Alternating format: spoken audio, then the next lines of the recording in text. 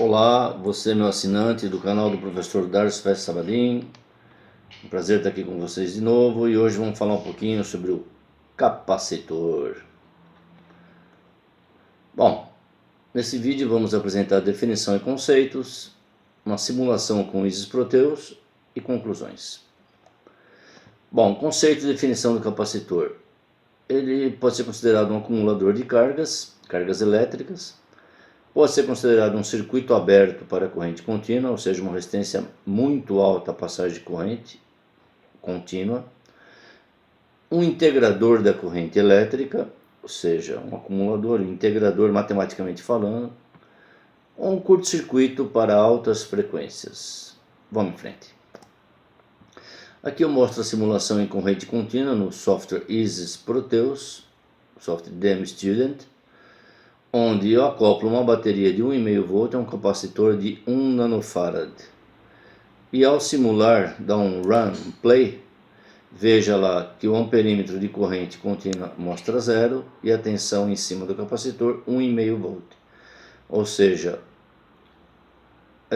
aqui praticamente que instantaneamente ele atinge o valor da bateria em tensão, porém não deixa passar corrente elétrica, né? Então pela simulação está provado.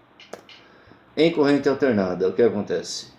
Eu injetei em cima do capacitor um sinal senoidal de 6 volts de amplitude com uma frequência de 100.000 Hz, 100 kHz.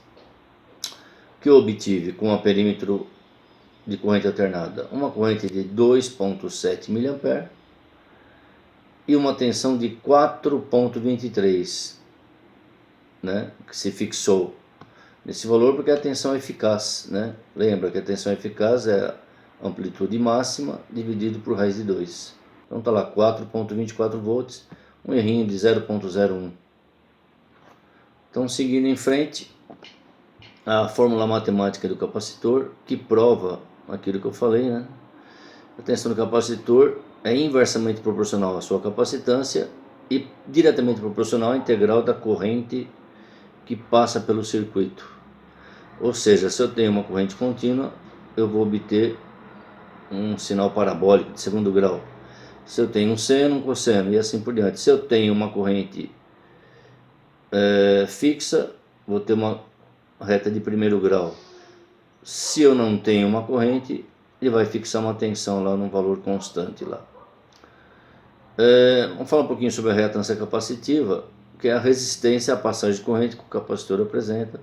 Matematicamente ela é dada pela seguinte fórmula: XC, reatância capacitiva, igual a 1 sobre ômega C, em ohms a unidade.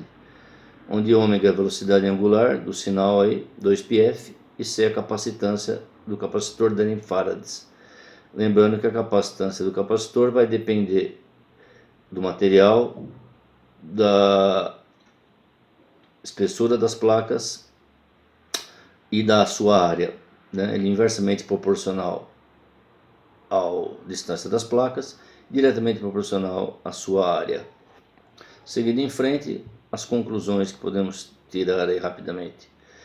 Que a resistência à passagem de corrente. Quanto à resistência à passagem de corrente, a reatância capacitiva é inversamente proporcional à frequência, 2πf, e inversamente proporcional à sua capacitância em farads, que depende diretamente do material, como eu disse, né? Da distância entre as placas e a área. Então eu calculei a reatância capacitiva com aquela fórmula e obtive 1592 ohms. Portanto, a corrente seria tensão, lei de Ohm, né? Tensão sobre resistência. 4,23 sobre 1592 me apresentou 2,65 mA, que me acarretou num erro de 1,9% entre a corrente calculada e a simulada, ou seja, bem plausível mesmo, né? Está provado aí, através de simulação. Quanto às aplicações, o capacitor tem inúmeras aplicações, dentre elas um acumulador de carga, um condensador, né? Ele pode ser um acoplador de circuitos eletrônicos entre os bloquinhos, acoplar o sinal CA. Filtro, logicamente, passa baixa, passa alta, dependendo da colocação no circuito, com resistor ou com indutor. Osciladores. E nas indústrias são os famosos bancos de capacitores, que são utilizados como redutor do fator de potência, que como a indústria tem muitos motores, né, que é o dual do capacitor, então há muito desperdício de energia e eu tenho que tentar aproveitar ao máximo essa energia. Aí tem uma imagem de capacitores eletrônicos, né, ele pode ser também um seletor, né, como eu disse, um filtro eletrolítico com polaridade, cerâmico, de tântalo, enfim, são muitos materiais empregados em muitas aplicações, tanto em eletrônica quanto em eletrotécnica e elétrica em geral. Bem, vamos parando por aí. Se você gostou, dê um curta aí no meu canal, se inscreva e obrigado.